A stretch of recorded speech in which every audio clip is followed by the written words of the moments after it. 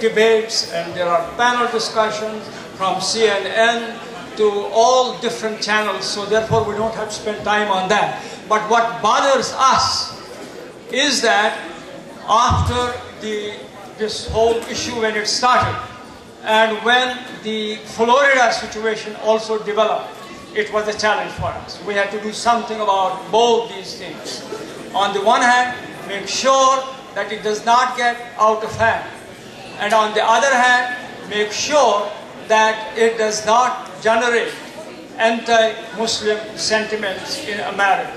So what we did was, the investment that we have made in America, the relationships that we have built in America with all our neighbors of different faiths, we got together, we challenged our friends from the Protestant, Catholic, Jewish, all of them, told them that we see that America is being damaged by this sentiment.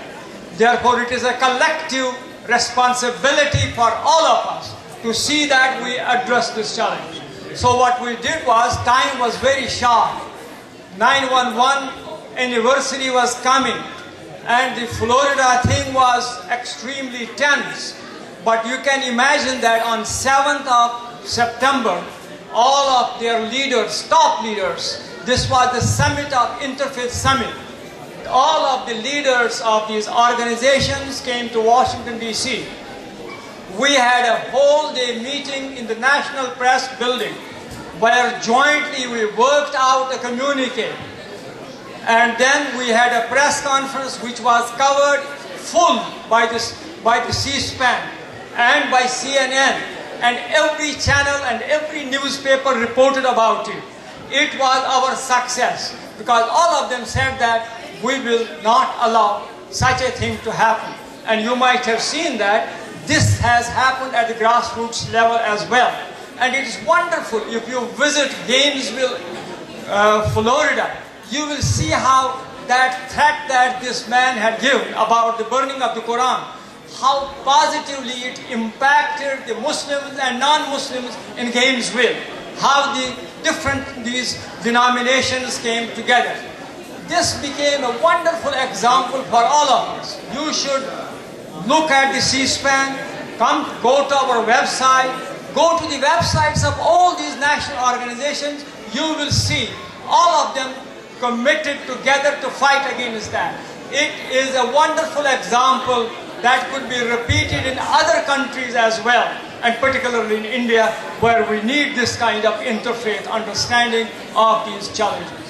Thank you, Dr. Saeed. We'll take one more question.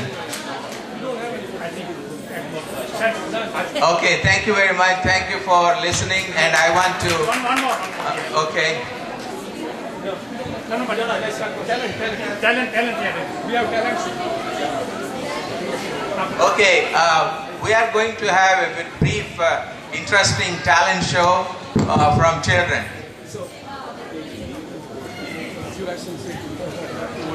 Assalamu alaikum. Alhamdulillah, I'm very happy to see such a large crowd. I want to say salam to all the brothers and sisters and all the invited guests, and Eid Mubarak to all of you. The first part was a very interesting part, which majority of the adults have been entertained to. But I think everybody, I would like all the kids to also come over, come line up and enjoy the next part of the event, which is going to be the student talent show. And in this we have 3 contestants. 3 participants. 3 participants, excuse me. It's not a competition, they're all great. First we have Safiya Nawabzada, who's of age 12 in 7th grade. She's going to play the violin.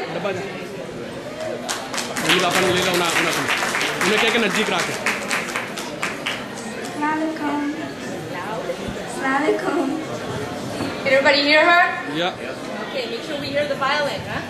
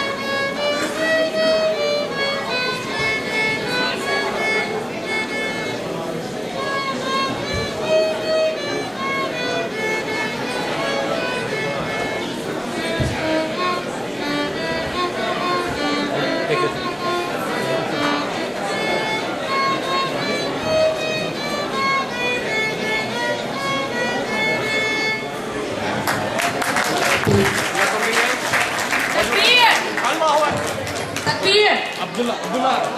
Here. MashaAllah. Thank you, Safiya. Salman is next. Salman. Salman Rashid. Salman, you'll be third. Okay. Next we have Abdullah Indorwala, who's of age 11 and 6th grade. And he has done something very fascinating.